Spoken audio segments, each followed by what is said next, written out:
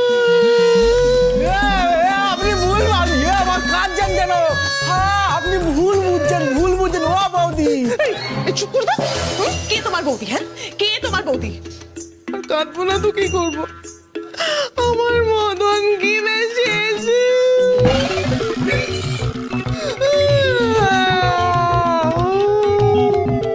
বলছি কি, ও বৌদি আপনি ভুল ভাবছেন। মদন বাবু খুব ভালো মানুষ। এই প্রত্যেক দিনের দাম্পত্য কলহ ওনাকে তিতে বিরক্ত করে তুলেছিল, তাই উনি নিজের গায়ের জেলা মেটাতে আমাদের কাছে আসতো আপনাকে গালাগাল করতে।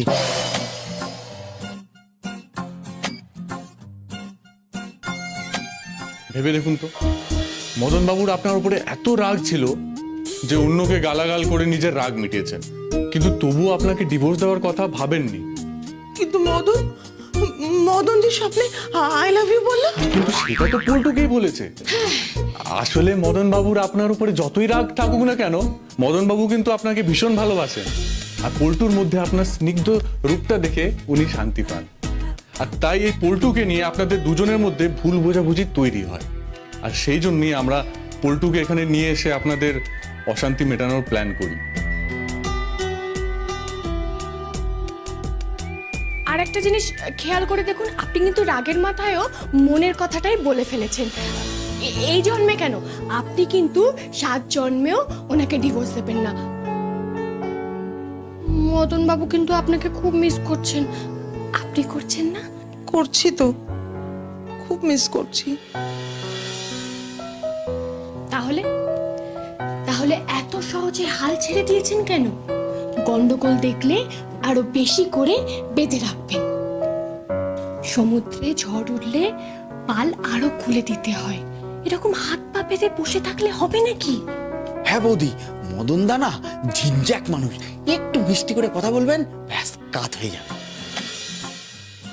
আপনি শুধু সব সময় আপনার ওই স্পেশাল মুখ ঝান্ডাটা দেবেন না প্লিজ। তাহলে আপনি এবার ডিভোর্সের মামলাটা তুলে নিয়ে দুজনে মিলে গোয়াতে ঘুরতে যাবেন তো? আমি তোর সঙ্গে কেতগ্রাম গেলেও খুশি।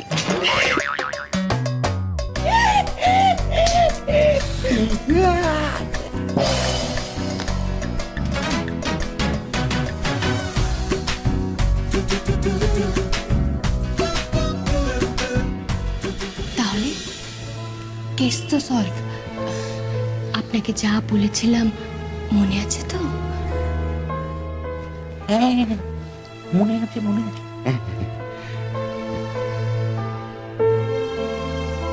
ঠাকুর, আর কয়েক ঘন্টা সময় দাও। রোহিত কোনো কিছু বুঝে ওঠার আগে আমি যেন সব সমস্যা মিটিয়ে ফেলতে পারি। আমি রোহিতকে হারাতে পারবো না ঠাকুর, কিছুতেই না। যদি ভাগ্যিস আমার এই জামা কাপড়গুলো আপনি নিয়ে গিয়েছিলেন, না হলে ওই শাড়ি টাড়ি পরে এই রাস্তা। মদন বাবু, এখন আপনার কেমন ফিল হচ্ছে? আরে নিজেকে এত হালকা মনে হচ্ছে আমি পাখির মতো উঠতে পারি।